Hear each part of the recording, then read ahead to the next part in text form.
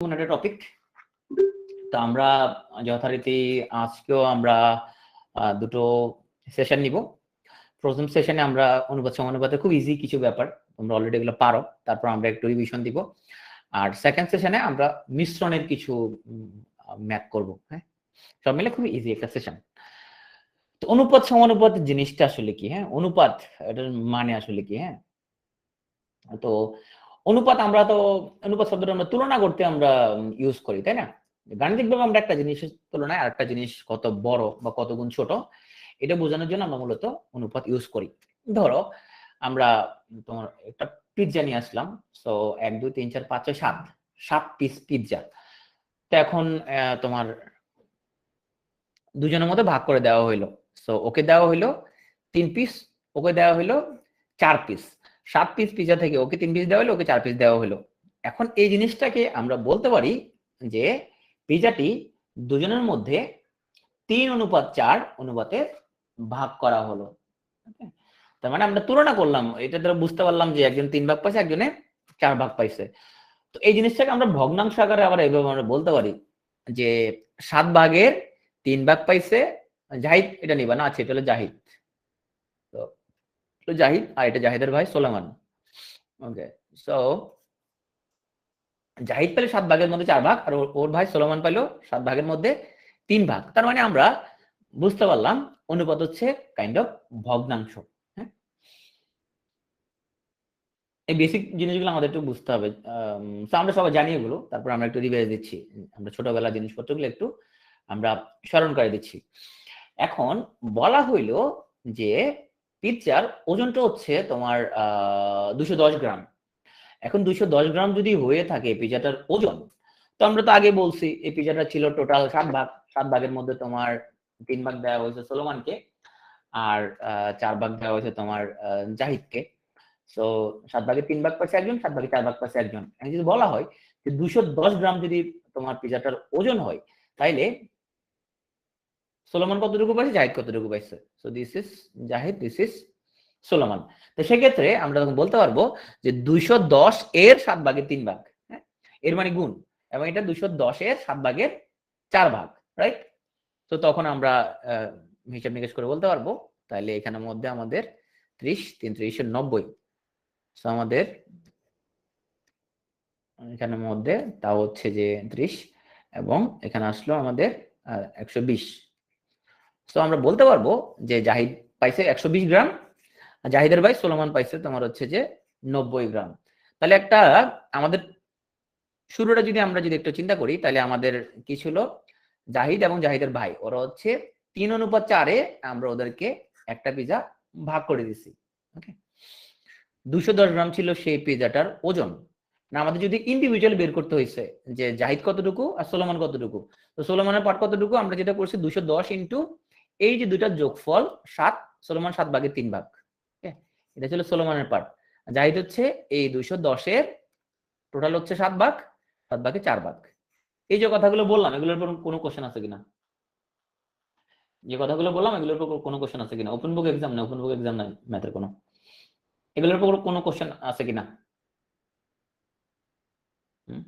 না বুঝলে বলো, কারণ এগুলো খুব ছোটখাটো বিষয়। এগুলো যদি মাথায় না ঢুকে তাহলে পরবর্তীতে যাই তুমি। ও, তোমার ভাইয়ের নাম জিহাদ? আচ্ছা, ঠিক আছে। তোমরা জাহিদ এবং জিহাদ দুই ভাই মিলে মোটামুটি বাংলাদেশ স্বাধীন করে ফেলবা, দুই ভাই মিলে। হ্যাঁ, ওকে। তো এখন আমি এই জিনিসটাকে তোমার একটু লিখলাম। সো আচ্ছা, ঠিক আছে, তোমার ভাইয়ের নাম জিহাদ। ওকে, ওর নাম হচ্ছে তোমার জিহাদ, ওর নাম জাহিদ। এই জিনিসটাকে আমরা এইভাবে লিখলাম যে জিহাদ হচ্ছে তোমার 3 ভাগ, আর জাহিদ হচ্ছে 4 ভাগ। হ্যাঁ, তাহলে দুজনে যোগ করলে কত ভাগ হয়? 7 ভাগ হয়। এখন এই 210 গ্রাম হচ্ছে টোটাল পিজাটা, তাই না? তার মানে আমার এই 7 ভাগ মানে হচ্ছে 210 গ্রাম, রাইট? 7 ভাগ মানে 210 গ্রাম। তাহলে 7 লগে 210-এর কি সম্পর্ক? 30 দ্বারা গুণের সম্পর্ক, তাই না? 30 দ্বারা গুণ করে 7কে 30 দ্বারা গুণ করলে 210 হয়, তাই না? তার মানে 4 কোণ নিশ্চয় আমরা 30 দ্বারা গুণ করলো আমরা জাহিদের ভাগটা পেয়ে যাব। জিহাদকেও আমরা 30 দ্বারা গুণ করলে ওর ভাগটা আমরা পেয়ে যাব। এই জিনিসটা বুঝতে পারছো কিনা? আগের কথাটা একটু আমরা পিকচার আকারে লিখছি আর কি। এই পিকচার আকারে কেন লিখছি সেটার মাহাত্ম্য শেষে বুঝতে পারবা, ক্লাস শেষে। ওকে, এখন পিকচার বুঝতে পারলে তখন তুমি দেখবে অনেক পিকচার দিয়ে তুমি অনেক রেজাল্ট এভাবে তুমি বের করে ফেলতে পারবে খুব ইজিলি, তোমার অনেক কম টাইমে। সো এখন আসো তোমার, তাহলে আমরা একটা অনুপাত লিখলাম 4:3। তো এখানের মধ্যে তোমার যেটা প্রথম রাশি, এটা প্রথম রাশি বা পূর্ব রাশি, এটা বলা হয় প্রথম রাশি বা পূর্ব রাশি। আর পরের যে রাশিটা তাকে সেটা হচ্ছে আমাদের দ্বিতীয় রাশি, তবে এটা না পশ্চিম রাশি না, এটা না উত্তর রাশি। হ্যাঁ, আবার কয় এটা তো ভাই পূর্ব রাশি, এটা পশ্চিম রাশি না কেন? এটা এখন লোকজনের নাম দিছে এরকম, এখন আমরা কি করবো, তাই না? সো বাংলা ভাষার যারা ব্যাকরণ বানাইছে ওরা নাম দিছে, এটা হলো পূর্ব, এটা উত্তর। হওয়ার কথা ছিল এটা পূর্ব রাশি, এটা পশ্চিম রাশি, কিন্তু ওরা এমনি দিচ্ছে, এখন নাম বলতে হবে, কিছু করার নাই। সো যদি তোমার পূর্বের রাশি বা প্রথম রাশিটা যদি বড় হয় তাকে বলা হয় গুরু অনুপাত। এগুলো পরীক্ষা আসবে না, নাইস টু নো, এগুলো হচ্ছে নাইস টু নো। তবে বিসিএস পরীক্ষা আসবে না, কিন্তু তোমার যারা প্রাইমারিতে পরীক্ষা দিবা বা অন্য ছোটখাটো আরো অনেকগুলো জব আছে। আচ্ছা, ছোটখাটো বললে অনেকে মাইন্ড করতে পারে, ছোটখাটো বলে আসলে কোনো জব নাই, সব জবই বড় জব। হ্যাঁ, সব জবই বড় জব, ছোটখাটো বলে কিছু নাই। তো তোমার যারা শিক্ষক নিবন্ধন পরীক্ষা দিবা বা যারা প্রাইমারিতে পরীক্ষা দিবা বা আরো অনেকগুলো তোমার জব আছে, নন কাটার জব, সেগুলোর মধ্যে কিন্তু এরকম টুকটাক জিনিসপত্রগুলো আসে, বাট বিসিএস এগুলো আসবে না। নিচের কোনটা গুরু অনুপাত, নিচের কোনটা লঘু অনুপাত, এগুলো বিসিএস পরীক্ষা জিন্দিগিতে আসবে না, বাট জেনে রাখা ভালো। তো যদি দ্বিতীয়টা যদি বড় হয় তখন তাকে বলা হয় লঘু। হ্যাঁ, প্রথমটা বড় হলে তারা বলে গুরু, দ্বিতীয়টা বড় হলে তারা বলা হয় লঘু। আচ্ছা, এখন দেখো তো, এই যে 3:4, এটা থেকে 9:16 কেমনে পাইছি বলো তো? কেমনে পাইছি? 3:4 থেকে 9:16 কেমনে পাইছি? বর্গ করে পাইছি না? 3 গুণ না, বর্গ করে পাইছি। তো এই যে আমরা বর্গ করে যে অনুপাতটা পাইছি, দেখো যে 3 এর বর্গ হচ্ছে 9, 4 বর্গ হচ্ছে 16। এটা বলা হয় ডুপ্লিকেট রেশিও বা দ্বিগুণানুপাত। দ্বিগুণানুপাত, দ্বিগুণানুপাত। হ্যাঁ, তাহলে যে বর্গ আগে থাকলে এটা বলা হয় দ্বিগুণানুপাত। তো এখন আসো আমরা তাহলে 64:36, এখান থেকে লিখলাম আমরা 8:6। তাহলে এই যে 8:6 কিভাবে পাইছি? এটাকে বর্গমূল করে পাইছি। সো দুটো অনুপাতকে বর্গমূল করলে যে অনুপাত পাওয়া যায় তাকে বলে সাব ডুপ্লিকেট রেশিও বা দ্বিভাজিত অনুপাত। দ্বিভাজিত, দ্বিভাজিত মানে হচ্ছে রুট দিয়ে ভাজি করে ফেলছো, রুট দিয়ে ভাজি করার পরে এটা আসবে। আর দ্বিগুণ অনুপাত মানে হচ্ছে সংখ্যার উপর তুমি স্কয়ার করে দিছো। ওকে, আচ্ছা, 4:8, এটাকে আমি 5:10 যদি লিখি, দুটো কি ইকুয়াল না? ইকুয়াল না? 4:8 আর 5:10 দুটো ইকুয়াল আর ইকুয়াল না? দুটো ইকুয়াল, রাইট। 4:8 যে কথা, 5:10 সেই কথা। সো এদেরকে বলা হয় সমানুপাত। সমান যে অনুপাত তাকে বলা হয় সমানুপাত।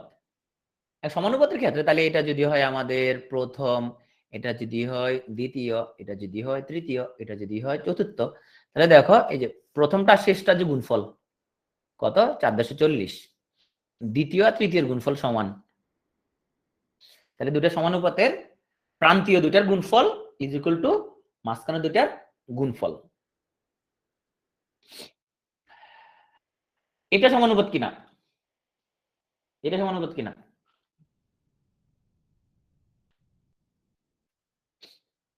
এটা সমানুপাত।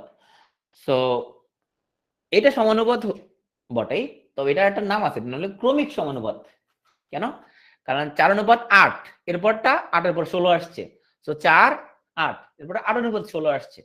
তাহলে 4, 8, 16, এখানে তিনটে অনুপাত আছে, এগুলো বলা হয় ক্রমিক সমানুপাত। হ্যাঁ, এই যে দ্বিতীয় তৃতীয়টা কি সেম, তা এটাকে লিখতে পারবো এরকম যে 4:8:16, দ্বিতীয় তৃতীয়টা কিন্তু সেম, এগুলো বলা হয় ক্রমিক সমানুপাত। তো এখন এখানে তাহলে দেখো, তাহলে তো সিমিলার জিনিস হবে, তাই না? যে এই যে আমাদের প্রান্তীয় দুইটার গুণফল 416, মাঝখানে দুইটার গুণফল তাও 8-64, মাঝখানেটা তো সেম রাশি, তাই না? তার মানে আমরা বলতে পারবো যে ক্রমিক সমানুপাতের ক্ষেত্রে প্রান্তীয় দুইটার গুণফল 464 ইজ ইকুয়াল টু মাঝখানেরটার কি স্কয়ার, মাঝখানেরটার স্কয়ার, রাইট? এই যে মাঝখানে দুটো সেম, যদি সেম তাহলে দুটো গুণ করলে স্কয়ারই হয়। তাইলে আমরা এখন যে জিনিসগুলো শিখলাম আসলে এগুলো থেকে আমাদের কি কি প্র্যাকটিক্যাল প্রবলেম আমরা সলভ করতে পারি। আচ্ছা, আরেকটা জিনিস রয়ে গেছে, সেটা হলো মিশ্র অনুপাত। তাহলে এখানে 3টে অনুপাত লিখছি, 2:3, 3:5, 4:7। হ্যাঁ, সবগুলো প্রথমটা নাও, এটা এটা এটা, 3টা গুণ করে দাও। প্রথম 3টা গুণ করলাম, কত হইলো? 3×2=6, 424। আর এইটা এটা এটা দ্বিতীয়গুলো গুণ করো, তাহলে 535, 3 35 105। সো 105, মানে প্রথম গুলা গুণ করলাম একবারে, সেই 3টা গুণ করলাম, 2 3 4 গুণ করলাম 24 হইলো। আর দ্বিতীয় গুলা গুণ করলাম, এটা এটা এটা গুণ করলাম, আর একটা রাশি লিখলাম। এগুলোকে বলা হয় মিশ্র অনুপাত। হ্যাঁ, ওকে। এই ম্যাক্রো রান করতেছে কি জন্য? কমেন্টে লিখো।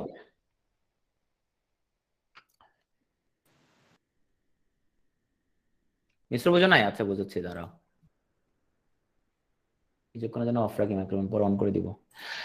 মিশ্র বললাম আমরা হচ্ছে যে প্রথম গুলো নিলাম আর দ্বিতীয় গুলো নিলাম। ধরো তুমি এই যে এটা এটা এটা প্রথম গুলো নিলা, এই যে প্রথম গুলো নিলা, এটা এটা এটা, এই প্রথম গুলো নিয়ে গুণ করো। আর এটা এটা আর এটা দ্বিতীয় গুলো নিয়ে গুণ করো। হ্যাঁ, প্রথম 3টা গুণ করো, এই যে এটা এটা এটা গুণ করলো কত? 3 4 12, 12 2 24। হ্যাঁ, আর দ্বিতীয় যেটা আছে, এই যে এটা এটা এটা, এটা গুণ করো 105। বুঝছো? প্রথম গুলো একসাথে গুণ করলা, দ্বিতীয় গুলো একসাথে গুণ করলা, এটা হলো মিশ্র অনুপাত। আচ্ছা, বোঝা গেল? ওকে, সো আমরা আমাদের এখন আসো, যেহেতু প্রবলেম যদি থাকে, এটা চতুর্থ বিসিএস এর প্রশ্নটা আসছে। তো বিসিএস এ তোমাদেরকে আমি কিন্তু দেখাইছি, বিসিএস এ এক বিসিএস এ যে ধরনের প্রশ্ন আসে, অন্য বিসিএস এ ঠিক সেম প্রশ্নটা সাধারণত আসে না, কিন্তু প্যারালাল প্রশ্ন আসে, ওই টাইপস এর প্রচুর প্রশ্ন আসে। তাইলে এখানে দেয়া a/b 3:5, a/c ইকুয়াল টু দেয়া আছে 5:7। আমাদেরকে বলছে b/c সমান কত? বি আর সির মধ্যে তো রিলেশন আমরা নাই এখানের মধ্যে। হ্যাঁ, তো দুটোর মধ্যে রিলেশনশিপ বানাইতে হবে। কেমনে বানাবা দুটোর মধ্যে রিলেশনশিপ? তো তোমাকে দেখতে হবে কোনটা মিল আছে সেটা দেখতে হবে। তাহলে দেখো, এখানে এ আছে, এখানেও এ আছে, তাহলে এই যে এ আর এ মিল আছে। তাহলে এই যে প্রথম এ দিয়া, এই যে প্রথম এ দিয়া দ্বিতীয়টারে গুণ, আর এই এ দিয়া এটারে গুণ। জিনিসটা বুঝি নাই? তাইলে এই এর মান দিয়ে এটাকে দিয়ে এই অনুপাতটাকে গুণ করে দাও, এটা গুণ করে দাও। এই প্রথমের মান দিয়ে এটা গুণ করে দাও, তাহলে কত? 3×5 = 15 অনুপাত 3×7 = 21। আর দ্বিতীয় যে এ, এই যে এখানে যে এটা আছে, এই যে A5, এটা দিয়ে এই পুরোটার গুণ করে দাও, এই পুরোটা গুণ করে দাও। কারণ আমরা জানি একটা অনুপাতকে তুমি যদি সেম রাশি দিয়ে গুণ করো, মানের কোনো চেঞ্জ হয় না। তাহলে 5 দিয়ে যদি এটার গুণ করে দেই, তাহলে 3×5 = 15 অনুপাত এটা কত? 5×5 = 25। সো তাহলে তোমার কি হলো দেখো তো, তাহলে দেখো এই যে এ আর এ কি হয়ে গেল? ইকুয়াল হয়ে গেল, তাই না? তাহলে আমাদের এখন হয়ে গেল, এখন আমরা বলতে পারবো a/b/c। তাহলে এ হচ্ছে 15 15 মিলে গেল, এ হলো 15, হ্যাঁ, বি হলো 25, সি হলো এই যে 21। আবার আমরা এখানে দেখতে হবে যে কোনটা মিল আছে, হ্যাঁ, কোনটা কমন, দুইটার মধ্যে কোনটা কমন আছে। তো আমার এখানের মধ্যে এই যে এটা দুই জায়গার মধ্যে কমন আছে, যেখানে এ কমন আছে, তার মানে এই 5 দিয়ে হচ্ছে এটারে গুণ করে দিব, এই দুটার গুণ করব। তাহলে 5 দিয়ে যদি এই দুটারে গুণ করে দিই আমি, তাহলে কত আসলো আমাদের এখানের মধ্যে? 15:25 আসলো, তাই না? আর এই যে 3 দিয়া, এই যে এই 3 দিয়া এই দুটার গুণ করে দিব, তাহলে এখানে কত আসলো? 3 দিয়ে যদি দুটার গুণ করি আমি, তাহলে 15:21। এই গুণটা করে কি লাভ হয়েছে? লাভ হয়েছে যেটা আমার এই দুইটা সমান হয়ে গেছে, তাই না? এই দুটার মানটা, এই যে এ আর এর মান কি হয়ে গেল? সমান হয়ে গেল। তাহলে এটা হচ্ছে আমার এ, এটা হচ্ছে আমার বি, এটা হচ্ছে এ, এটা হচ্ছে আমাদের সি, তাই না? তাহলে এ বি সি কি লাভ হইলো? এর মান হচ্ছে 15, এই যে এখানে 15 সেম, তাই না? বি হচ্ছে আমাদের 25, সি হচ্ছে আমাদের 21। এই তিনটা আমি বের করে ফেলতে পারলে এখন আমাদের জন্য জিনিসটা ইজি হয়ে গেল। তাহলে বলতে পারবো বি/সি হলো 25:21। এখন আমরা সিম্পলি আমাদের যে কাঙ্ক্ষিত রেজাল্ট সেটা আমরা এখন বলতে পারবো। ক্লিয়ার? দেখতে হবে যে কোনটা কোনটা সমান আছে, আমাদের সেটারে সমান করতে হবে, সেটার মান দিয়ে আমাদের কোনাকুনি গুণটা সারাইতে হবে।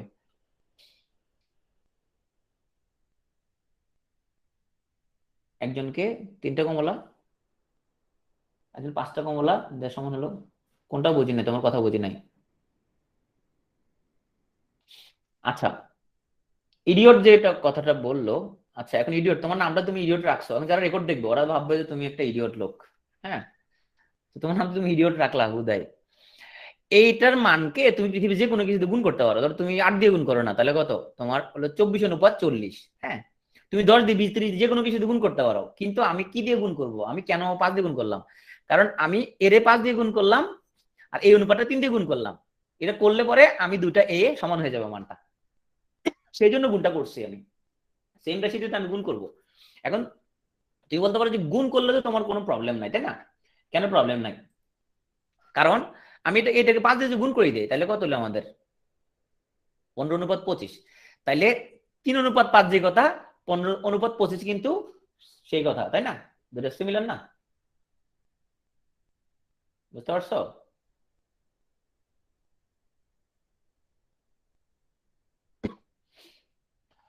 ওকে, আসো। 3 9 4 চতুর্থ সমানুপাতিক কত? তার মানে এটা হলো 3, এটা হচ্ছে 9, এটা হচ্ছে 4, এখানে চতুর্থ সমানুপাতিকটা হোয়াট? হ্যাঁ, আমরা জানি কি? আমরা জানি এই দুইটা গুণ করলে যে গুণফল হবে, আর মাঝখানে দুটো গুণ করলেও সে গুণফল হবে। তো মাঝখানে দুটো গুণফল কত? 4 9 36। তাহলে এখানে যদি 3 হয়, তাহলে এখানে কত দিলে 36 মিলবে? এখানে 12 দিলে।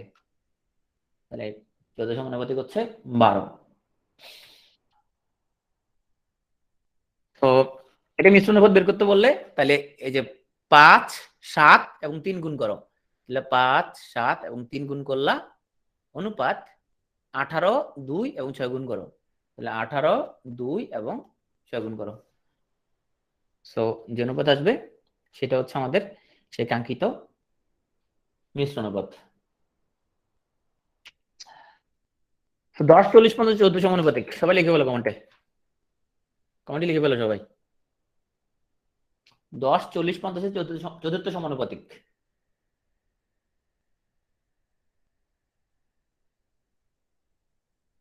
তাকে বলে 20 আসছে। ওকে, সৌদার 20 আসছে, সৌদার 20 আসছে।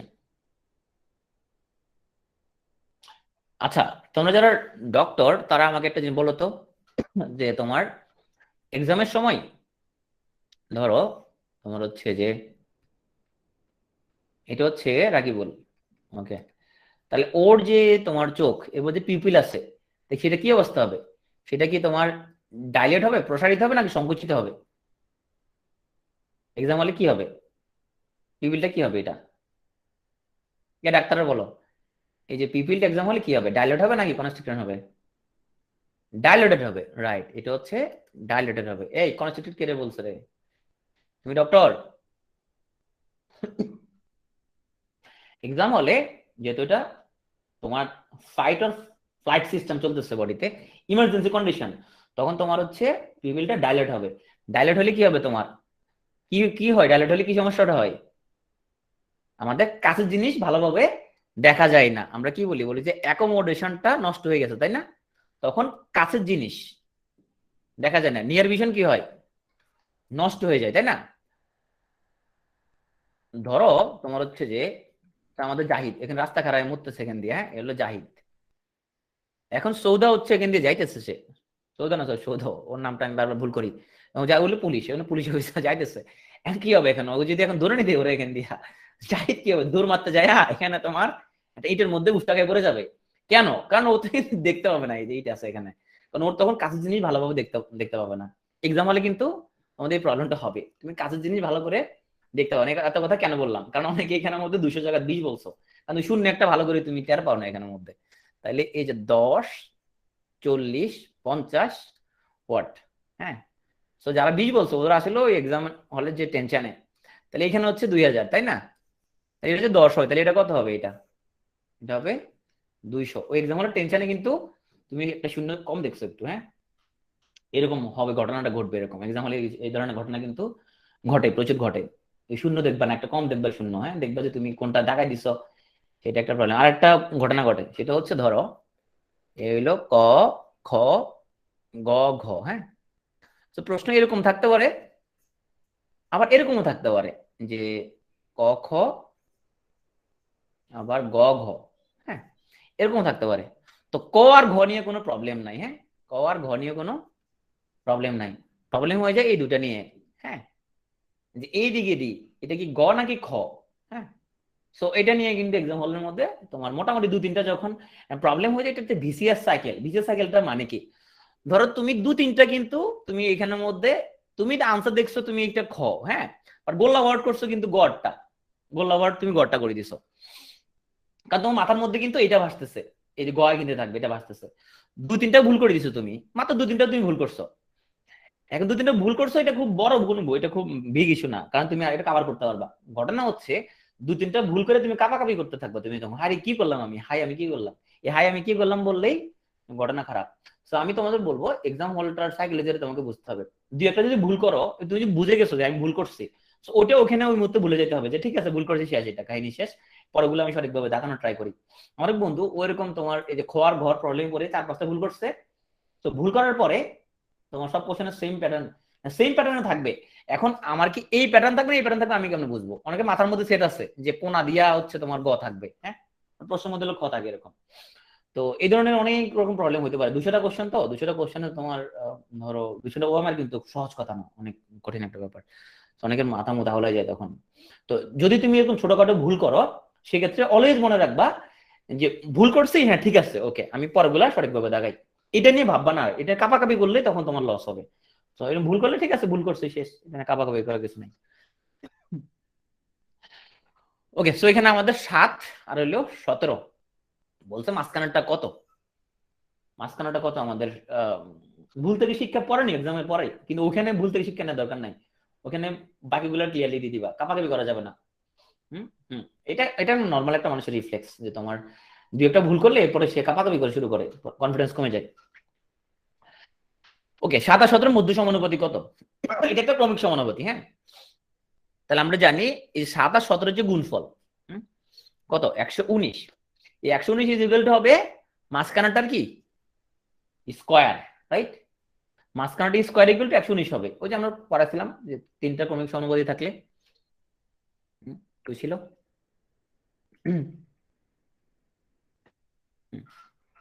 তাহলে আমাদের মাঝখানাটা কি হবে? মাঝখানাটা স্কয়ার ইকুয়াল টু 119 হবে। মাঝখানাটা কত হবে? √119। 12 লিখছে কেন? লিখছে 12/5।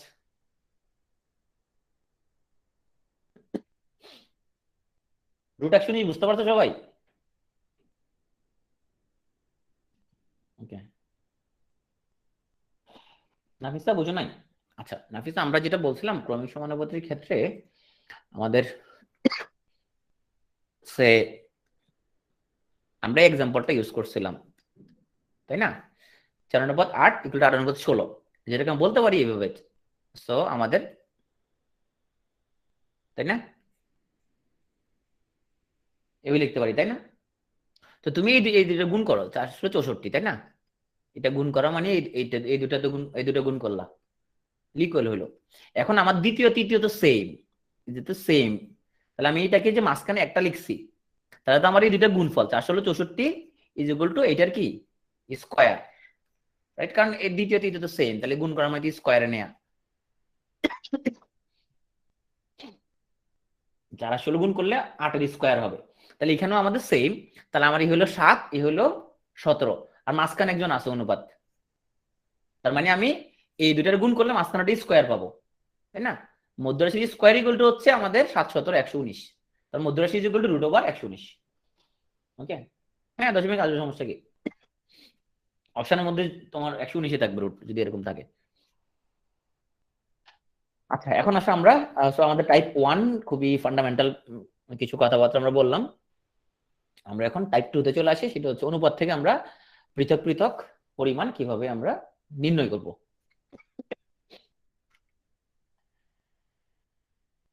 140তম বিশ্লেষক প্রশ্ন, তার মানে এই টাইপসের প্রশ্ন আসতে পারে। তো এখানে দেখা প্রশ্ন বলছে পনির আর তপনের আয়ন অনুপাত 4:3। আমি লিখলাম পনির তপন 4:3। তার বলছে তপন আর রবিন 5:4। পনিরের আয় যদি 120 হয়, তাহলে রবিনের আয় কত? তো এখন এই দুটো অনুপাতগুলোর মধ্যে আমরা কম্পেয়ার করতে পারবো না, কারণ আমাকে এরকম যদি থাকতো যে পনির অনুপাত তপন, অনুপাত রবিন, এরকম যদি আমাদের একটা তিনটার মধ্যে কম্পারিজন থাকতো তখন সেক্ষেত্রে আমরা কিন্তু এই ডাটাটা কাজে লাগাতে পারতাম। আমাদের তার মানে পনির তপন রবিনের তিনটাতে কনভার্ট করা লাগবে আমাদের, তাহলে কিভাবে করবো আমরা? তাহলে আমরা আসলে সেটা আগে করি। এখন দেখি আমরা মিল কোনটা আছে। তাহলে তপন তপন কি আছে, দুই জায়গায় কমন আছে তপন তপন, তাহলে এখানে তপনের মান আর এই তপনের মান আমি আলাদা করলাম। তাহলে তপনের উপরের মানটা দিয়ে নিচে দুইটার গুণ করব, আর নিচের তপনের মান দিয়ে উপরেরটারে আমি গুণ করব। ওকে, তাহলে আমার নিচে তপনের মান কত 5, তা 5 দিলে দুইটারে আমি গুণ করব, তাহলে কত 20:15। আর উপরের তপনের মান দিয়ে 3 দিয়ে আমি এই অনুপাতটাকে গুণ করব, তাহলে আমাদের 15:12। কি লাভ হয়েছে? লাভ হয়েছে তপন তপন ইকুয়াল হয়ে গেছে, এই যে তপন তপন আমাদের কি হয়ে গেল, ইকুয়াল হয়ে গেল। সো এই বিষয় হলো পনির, এই 15 হলো তপন, 12 হলো আমাদের রবিন। যখন আমাদের তিনটা তিনটা হয়ে যাবে তখন আমাকে যা চাইবে চাক আমি এখন ইজিলি বের করে ফেলতে পারবো। তো আমাদের পনির 120 দিয়ে আছে, কিন্তু এই অনুপাতের মধ্যে পনির কত 20, তার মানে হচ্ছে আমাদের 20 মানে হচ্ছে 120। ওকে, এই আমার অনুপাত থেকে আসছে 20, মানটা হলো 120 টাকা। জানতে চাচ্ছে কোনটা রবিনের রায় কত, রবিন কত 12, তাহলে 12 মান কত হবে? তাহলে 20 যদি হয় 120, 12 হবে 72। বুঝা গেছে?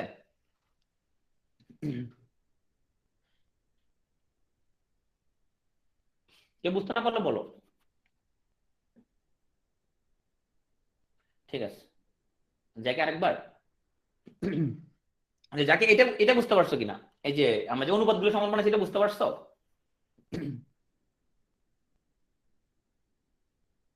এটা বোঝা গেছে, ওকে। তাহলে এখন আমরা বলতে পারতাম যে পনির হচ্ছে 20x, তপন হচ্ছে 15x, রবিন হচ্ছে 12x, প্রশ্ন মতে 20x সমান হচ্ছে 120। হুম, বলতে পারতাম প্রশ্ন মতে 20x সমান হচ্ছে 120, সুতরাং x সমান হচ্ছে কত 6। তো x সমান যদি 6 হয় তাহলে আমাদের রবিন হচ্ছে 12x, তাহলে 12 × 6, তাহলে 6 12 72। এবার বুঝতে পারতো? এখন প্রিলিমিনারি পরীক্ষা আমরা সেই এক্স ম্যাক্স ধরার টাইম নাই, এক্স ম্যাক্স না ধরে যদি করা যায় তাহলে আমার জন্য সেটা সুবিধা, তাই না? এক্স ধরতে এত টাইমটা আমাদের নাই। আমরা আমরা হিসাবটা করলাম কি, 20 মানে যদি 120 হয়, 120 কে 20 দ্বারা ভাগ করলে কত 6, তার মানে এটা 6 দ্বারা গুণের সম্পর্ক, তাই না? 6 দ্বারা গুণ, তাহলে 20 কে 6 দ্বারা গুণ করলে 120 পাওয়া যায়, তাহলে নিশ্চয় 12 কে 6 দ্বারা গুণ করলেও আমরা কি পাবো, ওই যে রবিনের ইনকামটা পাবো। বোঝা গেছে? 6 দ্বারা গুণ করলে যদি এর ইনকাম পাই তাহলে 6 দ্বারা গুণ করলে এর ইনকামও পেয়ে যাবো।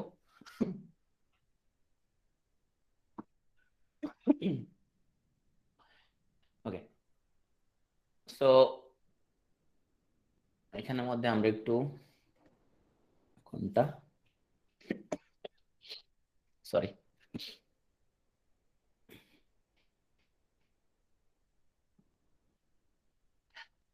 আচ্ছা বয়েস টাইপসের প্রশ্ন, এই প্রশ্নটা নিশ্চয়ই আসবে না, এটা আরেক সময় বিসিএস এর প্রশ্ন।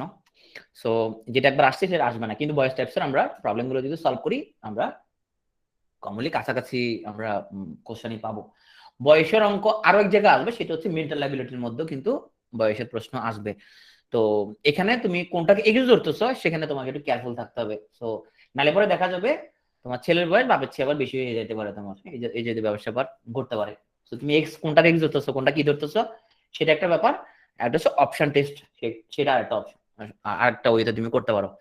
আচ্ছা আমরা এক্স ধরে করি ধরো, তাইলে আগেকার দিনে তোমার হচ্ছে যে দুইটা নামই আসলো বইয়ের মধ্যে, একটা ছিল রহিম একটা ছিল করিম, মানে আর কোনো নাম ছিল না পৃথিবীতে।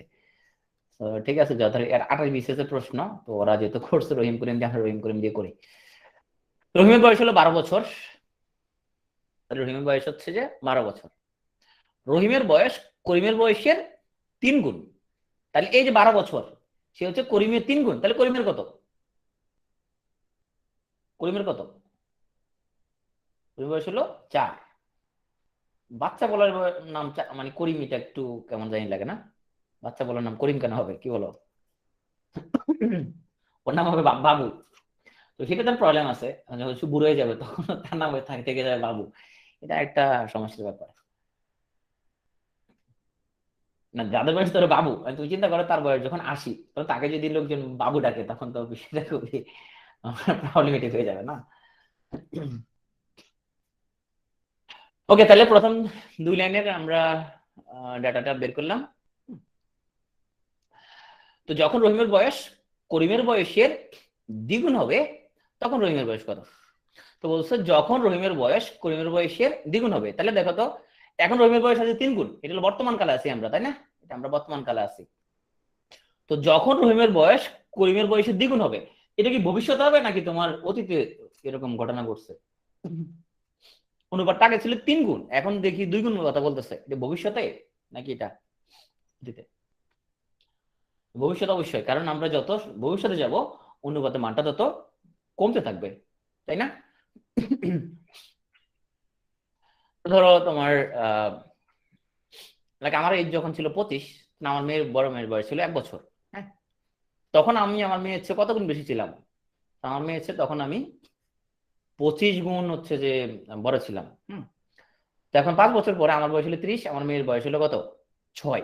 এখন আমি কত গুণ আছি আমার মেয়ের চেয়ে? আমি 5 গুণ আছি।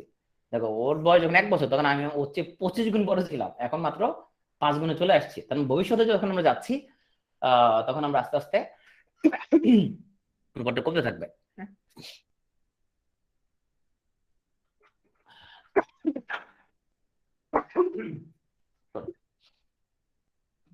হ্যাঁ, হাত তুলছো কে?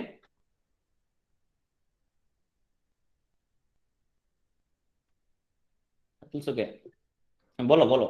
মাইক্রোফোন অফ আছে নাকি? আচ্ছা, মাইক্রোফোনটা অন করে দিচ্ছি।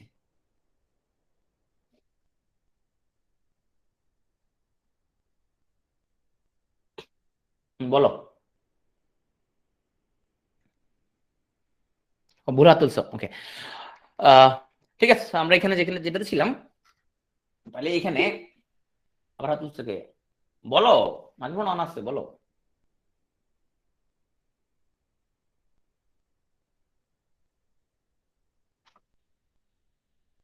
তো আমাদের সেকেন্ড লাইন হচ্ছে যখন রহিমের বয়স করিমের বয়সে দ্বিগুণ হবে, তখন আমরা যদি ধরি যে ভবিষ্যৎকালে ঘটবে, মানে এক্স বছর পরে রহিমের বয়স করিমের বয়সের দ্বিগুণ হবে, তাহলে এক্স বছর পরে রহিমের বয়স কত হবে? 12 যোগ এক্স। তাহলে এক্স বছর পর করিমের বয়স কত হবে? 4 যোগ এক্স, তাই না? তাহলে এক্স বছর পরে রহিম হলো 12 প্লাস এক্স, করিম হলো 4 প্লাস এক্স। এখন ইকুয়েশন ফর্ম ফর্ম ফর্ম করাটা তোমার জন্য ইম্পর্টেন্ট। আচ্ছা, তাহলে দেখো কি বলছে, যখন রহিমের বয়স করিমের বয়সের দ্বিগুণ হবে, কখন ধরলাম? 1 বছর পরে। তাহলে রহিম হলো 12 যোগ এক্স, করিম হলো 4 যোগ এক্স।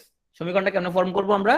রহিমের বয়স হচ্ছে করিমের বয়সের 2 গুণ, করিমের লগে 2 গুণ হবে। বুঝা গেল? তাইলে এখন তুমি সমীকরণ নিজে লিখতে পারবা। তো 12 যোগ এক্স ইকুয়াল টু, এখন তুমি যদি আবার রহিমের লগে 2 গুণ করে দাও, তাহলে কিন্তু আবার জিনিসটা উল্টা পাল্টা লেগে যাবে। 2x, তাহলে কত হইলো আমাদের এখানের মধ্যে? আমরা পক্ষান্তর করলে 12 - 8, 2x - x, তাহলে কত? 4 ইকুয়াল টু এক্স। এক্স এর মান আসলে কত? 4। কোনটা বুঝো নাই? ও, এটা বুঝো নাই। আমরা ধরলাম 4 বছর পরে রহিমের বয়স করিমের বয়সের 2 গুণ হবে। সরি, এক্স বছর পর, সরি এক্স বছর পর। তাহলে এক্স বছর পর রহিমের বয়স কত? 12 যোগ এক্স। আর করিমের বয়স কত? 4 যোগ এক্স। তাহলে এক্স বছর পর কি ঘটনা ঘটবে? রহিমের বয়স ইজ ইকুয়াল টু করিমের বয়সের 2 গুণ। রহিমের সাথে কেন 2 গুণ হবে?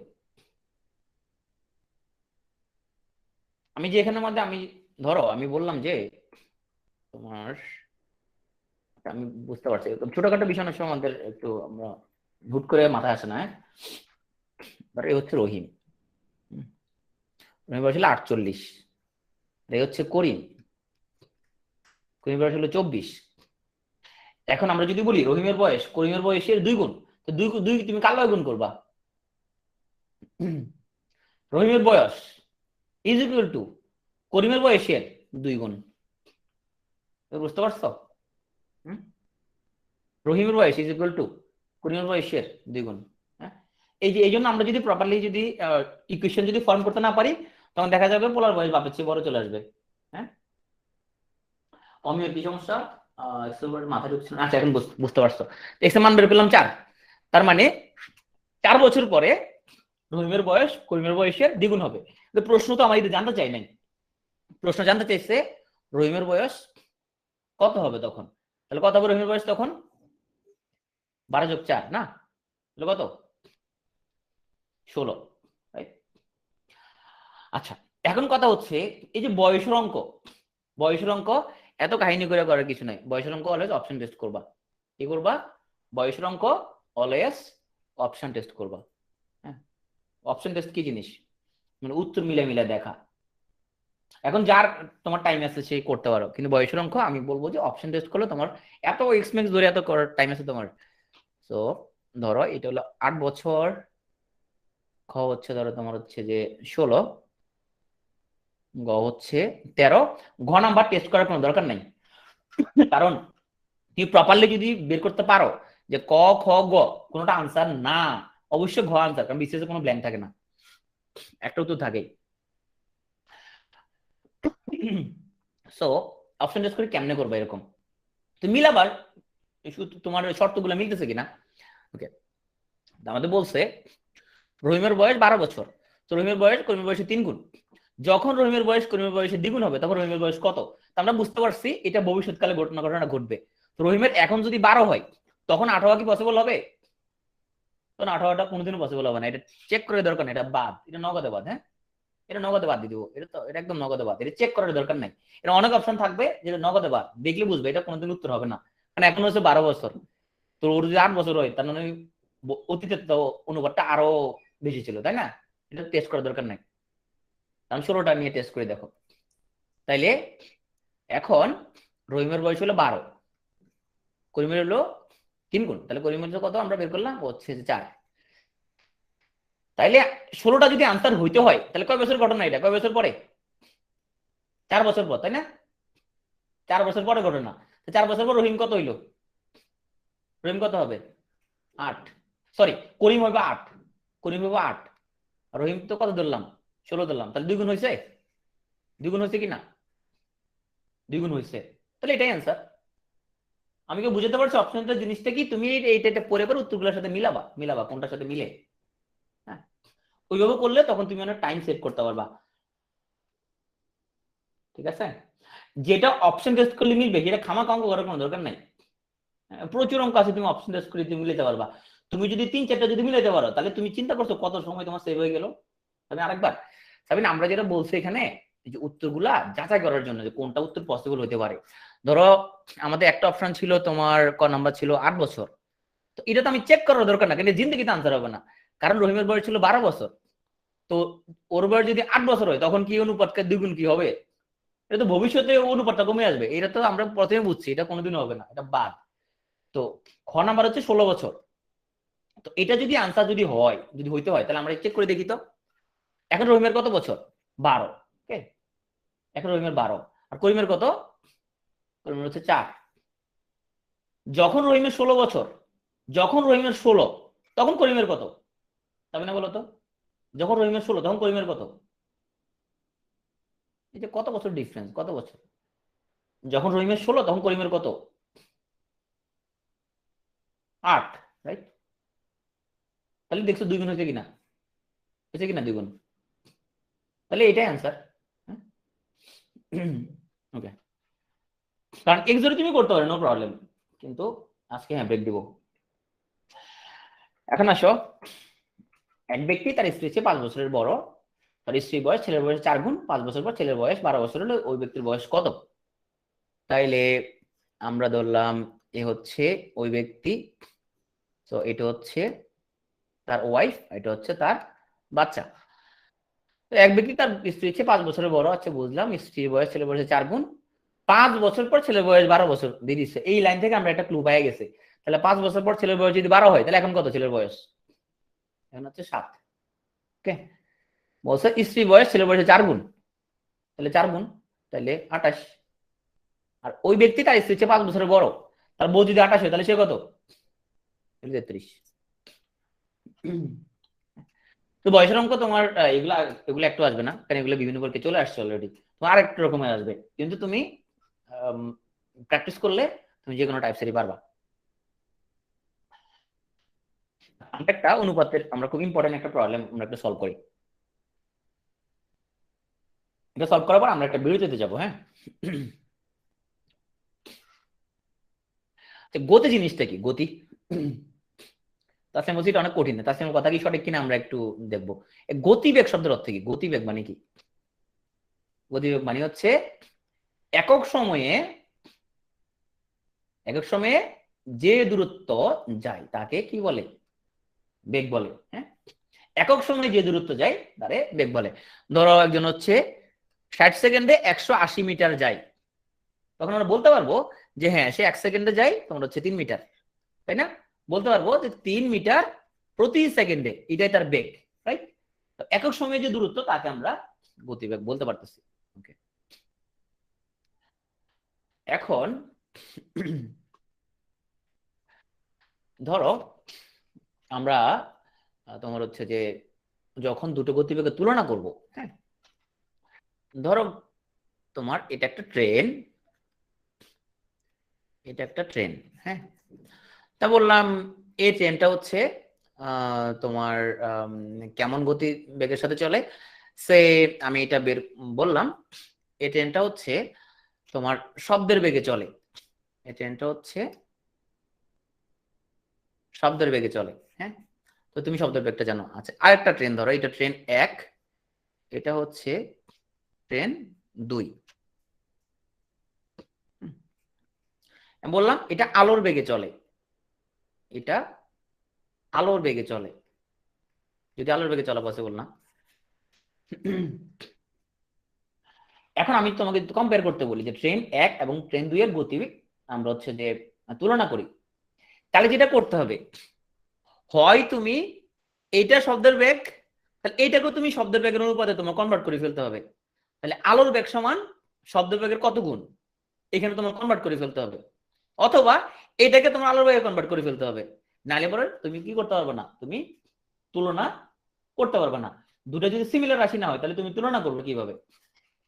ধর আমরা যদি বের করতে পারি যে আলোর বেগ সে শব্দের বেগের 50,000 গুণ, 50,000 গুণ কত গুণ বেশি, আলো ভাই শব্দ গুণের ইয়ে কত, 1,86,000 তোমার হচ্ছে যে কত, আরে ধরে আমরা ধরলাম 1 লাখ গুণ, হ্যাঁ। ওকে, হিসাব নিয়োগ করলাম, ধর 1 লাখ গুণ। তাহলে ট্রেন 1 এর গতি হচ্ছে শব্দের বেগ, আর ট্রেন 2 এর বেগ হচ্ছে তোমার শব্দের বেগের 1 লাখ গুণ। তখন আমরা কি বলতে পারবো যে ট্রেন 2 এর বেগ কতটুকু বেশি বলা যাবে, বলা যাবে ট্রেন 2 এর বেগ হচ্ছে ট্রেন 1 এর চেয়ে 1 লাখ গুণ বেশি, এরকম কথাটা বলা যাবে। কিন্তু তুমি শব্দের বেগের সাথে ডিরেক্টলি আলোর বেগের কম্পেয়ার তুমি করতে পারবে না, তোমাকে অবশ্যই একটা দুটা মান তোমাকে ফিক্স করা লাগবে, রাইট? এটা বোঝা গেল কিনা জিনিসটা? আচ্ছা, এখন এখানে আসো, আমাদের বলছে একটা কুকুর খরগোশকে ধরার জন্য তাড়া করে, সো আমাদের হচ্ছে এ হচ্ছে তোমার কুকুর, আর এ হচ্ছে আমাদের খরগোশ। কুকুর যে সময়ে 4 বার লাফ দেয়, হ্যাঁ, খরগোশ সে সময়ে 5 বার লাফ দেয়। আমি ধরলাম সেই সময়টা 1 সেকেন্ড 2 সেকেন্ড, ওকে আমরা ধরলাম 1 সেকেন্ড, সময়টা 1 সেকেন্ড ধরলাম, হ্যাঁ, সময়টা যদি ফিক্স দিলাম 1 সেকেন্ড, তাহলে কুকুর হচ্ছে 4 বার লাফ দেয় ওই সময়ে, আর খরগোশ হচ্ছে 5 বার লাফ দেয়। পরের লাইনে বলতেছে কিন্তু খরগোশ 4 লাফে যতদূর যায় কুকুর 3 লাফে ততদূর যায়, তার মানে কি কার লাভ বড়, হ্যাঁ, লাভ বড় কার, কুকুরের নাই খরগোশের? খরগোশ 4 লাফে যতদূর যায়, কুকুর 3 লাফে ততদূর যায়, কুকুরের লাভগুলো অনেক বড় বড়, কুকুর অনেক বড় বড় লাভ দেয়, কারণ কুকুর 3 লাফে যতদূর যেতে পারে খরগোশ অদূর যাওয়ার জন্য 4 বার লাভ দিতে হয়। তার মানে কুকুর হচ্ছে লাভ বড় দেয়, কিন্তু 1 সেকেন্ডে সে খরগোশের তুলনায় কি কম পরিমাণ লাভ দেয়, দূরত্ব বেশি যেতে পারে, তাহলে কুকুর যেতে পারে দূরত্ব বেশি, লাফের সংখ্যা কিন্তু কম, আর খরগোশ লাভ দেয় বেশি বাট ছোট ছোট লাভ, তাই না, ছোট ছোট লাভ দেয় না। আমাদের বলছে দুইটা গতিবেগের মধ্যে আমাদের অনুপাত করে জানতে চাইছে, দুটো তুলনা করতে বলছে আমাদেরকে, হ্যাঁ।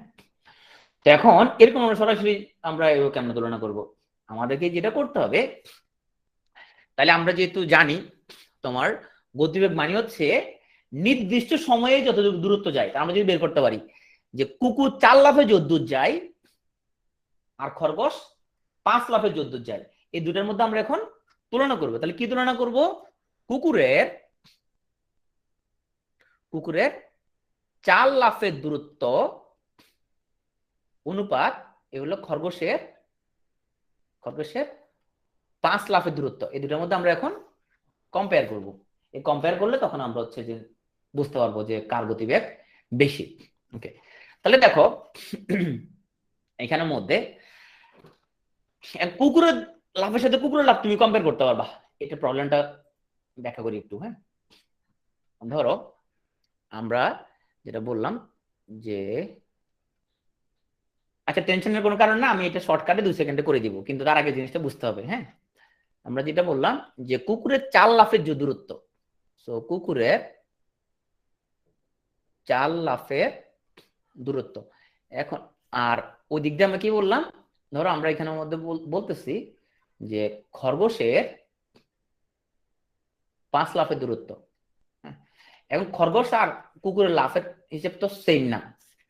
এখন আমরা যদি এই খরগোশের লাফের দূরত্বকে যদি কুকুরে কনভার্ট করে ফেলতে পারতাম, ধরো এরকম যদি বলতে পারতাম যে কুকুরের 4 লাফের দূরত্ব ইজিকুয়াল টু, আমরা যদি পাইতাম এখানের মধ্যে এর সাথে কম্পেয়ার করব, দেখো এটা কেমন করব, খরগোশের 5 লাফের দূরত্ব সমান আমরা বের করলাম যে কুকুরের 8 লাফের দূরত্ব। যদি বের করতে পারতাম তাহলে কি বলতে পারতাম আমরা তখন, এই দুটোর মধ্যে তখন তুলনা করা যাইতো, তাই না? যে কুকুরের 4 লাফের সাথে কুকুরের 8 লাফ তুলনা করা যাবে, তাই না? বলা যেত যে ও হচ্ছে তোমার ডাবল, এটা বলা যেত, রাইট? এটা বুঝতে পারছি আমরা।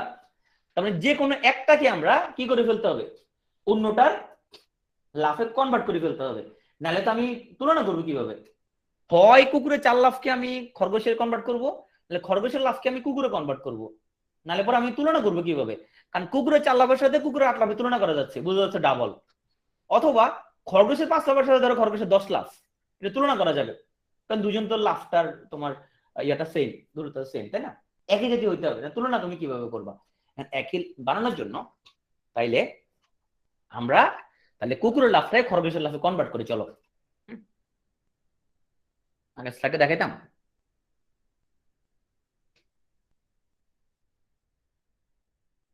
আমরা হচ্ছে কুকুরের লাফটাকে, যে কুকুরের 4 লাফকে, হ্যাঁ, খরগোশে কনভার্ট করি। কিভাবে তুমি কনভার্ট করবা? আমাদের কি বলছে জিনিসটা, বলছে কুকুরের 3 লাফের দূরত্ব ইজুকাল টু খরগোশের 4 লাফের দূরত্ব, মানে লিখলাম কুকুরের 3 লাফের দূরত্ব ইজুকাল টু খরগোশের 4 লাফের দূরত্ব। এখান থেকে আমরা কুকুরের 4 লাফের দূরত্ব সমান খরগোশের কয় লাফের দূরত্ব সেটা আমরা কনভার্ট করে ফেললাম। এই লাইনটা কি বোঝা গেছে? যে কুকুরের 3 লাফের দূরত্ব ইজুকাল টু খরগোশের 4 লাফের দূরত্ব, তাহলে কুকুরের 1 লাফের দূরত্ব সমান খরগোশের 3/4। শুধু কুকুরের 4 লাফের দূরত্ব মানে খরগোশের কয় লাফের দূরত্ব, কুকুরকে আমি খরগোশের লাফের দূরত্ব কনভার্ট করে ফেললাম। তাহলে কুকুরের 4 লাফের দূরত্ব, এই 4 লাফে কুকুর কতটুকু যায়, কুকুর 4 লাফে, এই কুকুর এই যে চাল বা লাফ দেয় এখানের মধ্যে, সে যায় খরগোশের 3/16 লাফের দূরত্ব, 3/16 লাফের দূরত্ব। ও 4 লাফে কদ্দূর যাইতে পারে, খরগোশের সমান কদ্দূর যাইতে পারে সেটা আগে আমরা এখন বের করলাম। এখন তুমি দুটোর মধ্যে কম্পেয়ার করতে পারবা। এ হচ্ছে আমাদের কুকুর অনুপাত খরগোশ। হ্যাঁ, দূরত্ব মানে কি, যে সময়ে একক সময়ে যে দূরত্ব অতিক্রম করে। তাইলে এই যে কুকুর 4 লাফে, খরগোশের কয় লাফে যায়, খরগোশের 3/16 লাফের দূরত্ব সে যায়। একটু কঠিন লাগতেছে মনে না? আচ্ছা সহজ লাগবে, একটু সহজ লাগবে। আর খরগোশ ওই সময় কয়বার লাফ দিতে পারে, খরগোশ সেই সময় কয়বার লাফ দেয়, তার নিজের 5 লাফের দূরত্ব। খরগোশটা ঠিক রাখলাম আমরা, আর কুকুরের 4 লাফকে খরগোশের লাফে কনভার্ট করে ফেলছি। এটা কি বোঝা গেছে? বোঝা না থাকলে বলো। মানে কুকুরের লাফটাকে আমি খরগোশের লাফের দূরত্ব কনভার্ট করে ফেলছি। এখন আমরা দুটোর মধ্যে কম্পেয়ার করতে পারবো, এইটাও খরগোশের লাফের দূরত্ব, এটাও খরগোশ, এটাও খরগোশ, দুটোই খরগোশ। আচ্ছা সৌদা বলছো যে 5 কেন, এই যে খরগোশের 5টাকে ঠিক রেখে দিছি আমরা, আমরা 16 কি করে হলো? আচ্ছা আমি আবার প্রথম থেকে আমি হচ্ছে যে হ্যাঁ ইয়ে বলছে, বিভাষা বলছে সহজ কিছু করা যাবে, সহজ আমরা করবো, আগে কঠিনটা বুঝো তারপর সহজটা করে বুঝো। এখানে আমরা গতিবেগ বের করতেছি তাই না, তার মানে আমাকে বের করতে হবে, কি বের করতে হবে, আমাকে বের করতে হবে যে কুকুরের 4 লাফে সে যদ্দূর যায়, কুকুরের 4 লাফের দূরত্ব অনুপাত খরগোশের 5 লাফের দূরত্ব, এটা ঠিক আছে কিনা। এখন তুমি কুকুরের দূরত্বের সাথে খরগোশের দূরত্ব কেমনে কম্পেয়ার করবা, দুটো তো সিমিলার না, কম্পেয়ার তো করা যাবে না। তাহলে এই কুকুরের 4 লাফের দূরত্বকে আমি খরগোশের লাফে কনভার্ট করে ফেললাম, যে কুকুর 4 লাফে কতটুকু যাইতে পারে, খরগোশের সমান কতটুকু যেতে পারে। এখন আমার সাইকেল লাইনে বলে দিচ্ছে যে কুকুরের 3 লাফের দূরত্ব মানে খরগোশের 4 লাফের দূরত্ব, বলে দিচ্ছে এই কুকুরের 3 লাফের দূরত্ব মানে খরগোশের 4 লাফের দূরত্ব। এখান থেকে আমি এটা মানটা বের করছি, তাহলে পরে কুকুরের 4 লাফের দূরত্ব সমান খরগোশের কয় লাফের দূরত্ব। এবার বোঝা গেছে, প্রথম পার্টটা একটু কঠিন লাগতেছে, এটা বোঝা গেছে কিনা। তাহলে কুকুরের 4 লাফের দূরত্ব মানে হচ্ছে আমাদের এই খরগোশের, এই হচ্ছে যে খরগোশের 3/16 লাফের দূরত্ব অনুপাত খরগোশের 5 লাফের দূরত্ব। তাহলে অনুপাতটা কত আসে আমাদের, 3:16 অনুপাত 5, রাইট। তাহলে আমরা লিখতে পারবো এখানের মধ্যে আমাদের যে 3:16 অনুপাত 5, ইয়ে আমাদের অনুপাত হবে তাই না। এখন আমরা কি করলাম, এটাকে পূর্ণ সংখ্যা বানানোর জন্য 3 দ্বারা গুণ করে দিই, তাহলে 16:15। এখন আসো এই টাইপসের প্রবলেম তুমি প্রিলিতে এমনি বুঝছো কিনা, জিনিসটা বোঝা গেল কিনা। প্রথমবার তো একটু একটু কঠিন লাগতেছে মনে হয়, কিন্তু এটা সেকেন্ড বার তুমি বুঝে যাবে, কিন্তু প্রথমবার একটু কঠিন লাগতেছে বাট তুমি বুঝে যাবে। হ্যাঁ ওকে, এখন তুমি অনেক ভালো বুঝছো, আমি বুঝতে পারছি তুমি যে বুঝতে পারছো, কিন্তু প্রবলেম হচ্ছে যে তুমি ভালো বোঝার পরও তোমার প্রিলির সময় তোমার কিন্তু মাথা গরম থাকবে। তো এই জন্য তুমি একটা সিস্টেম আমি তোমাকে বলি, দেখো যে তোমার মাথা অনেক গরম থাকবে, সো তোমার মাথা ঠান্ডা একটা প্রবলেম আমি তোমাকে শিখাই দিই। তো তুমি ঠান্ডা মাথায় কিভাবে সলভ করবে দেখো, সেরকম যার যার অনুপাত বের করতে বলো, আগে দেখো কি বের করতে বলছে, কুকুরের খরগোশ বের করতে বলছে, তাহলে এখানে লেখো তুমি কু, এখানে লেখো তুমি খ। তাহলে কুকুরের খরগোশ লিখলাম, হ্যাঁ মানে আমার তো টাইম কম জায়গা কম এই জন্য আমরা সংক্ষেপ লিখলাম কুয়ার খরগোশ। বের করতেছে কি তোমার গতিবেগের অনুপাত, তাহলে সময়টা তুমি উপরে লাগা, তাহলে যে সময়টা এটা হলো যে সময়, হ্যাঁ যে সময়, তাহলে যে সময় কি বলছে আমাদের, কুকুর 4 লাফ দেয়, তা কুকুর নিচে 4 লেখো, হ্যাঁ খরগোশ সে সময় 5 বার লাফ দেয়, কারণ খরগোশ 5 বার লাফ দেয়। হ্যাঁ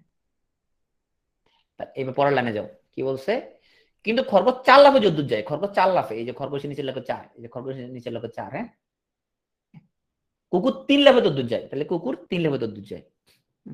তাহলে এটা হচ্ছে যে সময়ে, যে সময়ে লাফ, হ্যাঁ আর এটা হচ্ছে আমাদের কি যে দূরত্ব, এটা হচ্ছে দ্বিতীয়টা লিখলাম আমরা দূরত্ব, লাফে কত দূরত্ব যায়। এই সাজানোটা যদি ঠিক মতো তুমি সাজাতে পারো তাহলে তো পরে তোমার এখন কাহিনী শেষ। হ্যাঁ এখন তুমি কোন গুণ গুণ করে দাও, তো 4 4 16, 3 5 15। হ্যাঁ সাজাতে পারলে যে সময় এটা উপরে লিখবা, সাজাতে পারো প্রপারলি, তখন তুমি হচ্ছে যে তোমার কোনাকুনি গুণ করলে অনুপাতটা 16:15 চলে আসবে। এখন আসো, এটাতে প্রবলেম আছে একটা, প্রবলেম হচ্ছে তুমি যে কাজটা করতে পারো, হ্যাঁ তুমি যে কাহিনীগুলো করতে পারো আমি তোমাকে বলি, ধরো আমি এই প্রবলেমটাকে যদি একটু যদি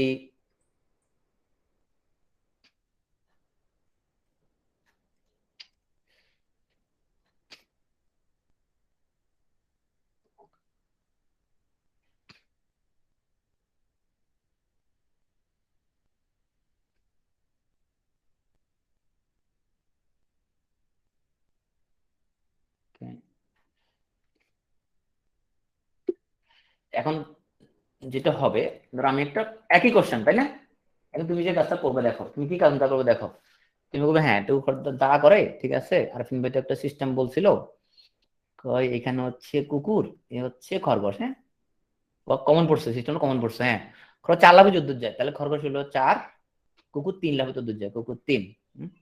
কুকুর যে সময় 4 বার লাফ দেয় তাহলে কুকুর 4 বার, আর খরগোশ সে সময় 5 বার লাফ দেয়। হ্যাঁ কমন পড়ছে, তাহলে 3 5 15, 4 4 16, অনুপাত হচ্ছে মিলে গেছে 15:16। এটা তো অপশনের মধ্যে থাকবে অবশ্যই, তুমি সুন্দর করে বুলেট একটা দিয়ে দিবা, বুঝতে পারছো, সুন্দর করে ভুল করে তুমি এটা দিয়ে আসবা। তাইলে পরে এই শর্টকাট কাজে লাগানোর জন্য কি মনে রাখতে হবে, ও যে যেটা যে সময়ে সেই লাইনটা সেই ডাটাটা উপরে লিখতে হবে, উপরে সারিতে হবে যে সময়ে, মানে টাইমটা ঠিক রাখে, হ্যাঁ টাইমটা ঠিক রেখে যে সময়ে ওটা উপরে লাইনে লিখতে হবে। তাহলে পরে তোমার জিনিসটা ভুল হবে না, নাহলে কমন পড়ছে বললে তুমি আমরা উল্টা পাল্টা লাগাই দিয়ে চলে আসবা। বুঝতে পারছো? কোনো জায়গায় ভুল করতে পারো, আমি তো বলে দিচ্ছি তুমি কোন জায়গায় ভুল করতে পারো, কারণ জানি তুমি এইটা ভুলটা করবে। আরো ভুল করতে পারো, সেটা হচ্ছে ধরো এখানে তোমাকে বাইর করতে বলছে যে কুকুর খরগোশ না দিয়ে বার করতে বলছে খরগোশ অনুপাত কুকুর। হ্যাঁ, খরগোশ অনুপাত কুকুর। তো তুমি মানগুলো বসানোর সময় তুমি তো উল্টা পাল্টা কুকুরটা খরগোশে খরগোশে কুকুরে বসা দিবা তুমি। আচ্ছা জেনে বলছে আরেকবার, তো আরেকবার যাওয়ার আগে আমরা একটা সলভ করি, তো এটা না পারলে আমি এটা সলভ করে দিব। জেনে আমরা এটা সবাই মিলে করি, তারপর আমি আবার এটা দেখা দিচ্ছি। ওকে, এসব অ্যান্সার দাও। করিম আর রহিম আবার চলে আসছে আমাদের, এটার পরে আমরা আবার ব্রেকে যাব।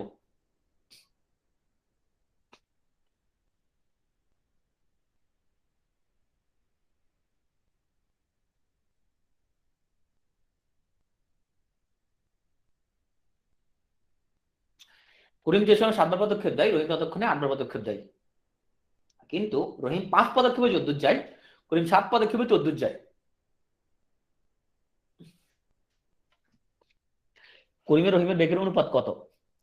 তাইলে আমাদের এ হচ্ছে করিম, এ হচ্ছে রহিম। মনে রাখতে হবে যে সময় এটা উপরে উপর সারিতে লিখতে হবে, যে সময় এটা উপরের সারিতে লিখতে হবে। যে সময়ে 7 বার দেয়, করিম 7 বার দেয়, করিম হলো 7 বার, রহিম ততক্ষণে 8 বার। ওকে, কিন্তু রহিম 5 পদক্ষেপে যতদূর যায়, দূরত্ব নিচে সারিতে লিখতে হবে। রহিম 5 পদক্ষেপে, তাহলে রহিম হলো 5 পদক্ষেপে যতদূর যায়, করিম 4 পদক্ষেপে ততদূর যায়। ওকে, কোনে গুণ করো, তাহলে 5 সাথে 35 অনুপাত 4 32, তাহলে 35 অনুপাত 32। জেরিন তুমি কি বুঝতে পারছো এবার?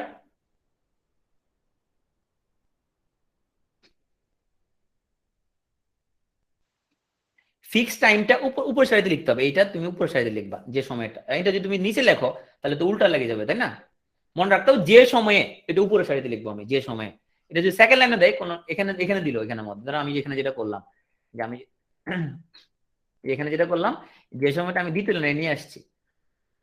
তো তুমি কিন্তু কেয়ারফুল থাকতে পারো, টাইমটা হলো উপরে, হ্যাঁ যে সময় বলবে সেই টাইমটা হচ্ছে অলওয়েজ উপরের লাইনে লিখতে হবে, নাহলে পরে তুমি উল্টা আনসার আসবে তোমার, মানে যেটা রিয়াল উল্টাটা আসবে। ডিস্টেন্স নিচে, রাইট। ওকে, আমরা একটা ব্রেক নিচ্ছি, আমরা ফিরবো ঠিক 10টা বেজে 20 মিনিটে।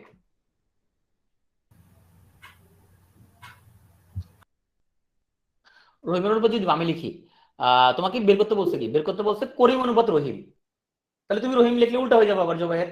তোমাকে যেটা বের করতে বলছে সেটাই করবা, তোমাকে বলছে করিম অনুপাত রহিম, যদি রহিম অনুপাত করিম বলতো তাহলে তুমি ওভাবে লিখতা। কি জানতে চাইছে সেটা হলো ইম্পর্টেন্ট।